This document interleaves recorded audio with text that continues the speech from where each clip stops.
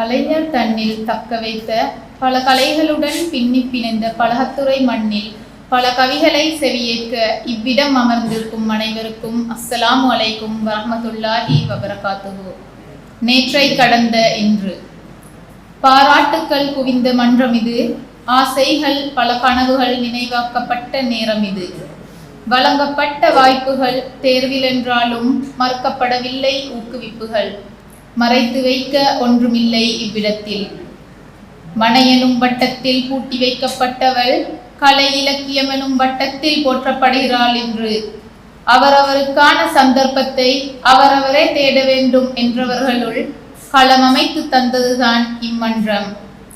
என்னுள்ளிருந்த திறமைக்கான களத்தை அமைத்து தந்தவர் எம்முடன் நின்றில்லை என்றாலும் அவர் காட்டிய வழியில் நானோ பெருங்கடல் சிப்பியானேன்.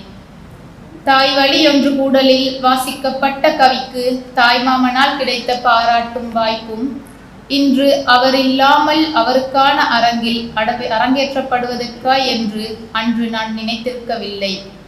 உள்ளத்து உணர்வுகள் வாய்வழியாக வர மறுத்தாலும் கைவழியாக வெளியெடுக்கும் திறமையை இங்கு பல பேனாக்கள் கொண்டுள்ளது. தாங்கி பிடிக்க காகிதங்களும் தயாராக இருக்கின்றன. துடிக்கின்ற தூண்டிலுக்கு மாட்டப்பட்ட மீனோ பசிக்கும் வயிற்றுக்கு பாசமாக சிறை வைக்கப்படுகிறது.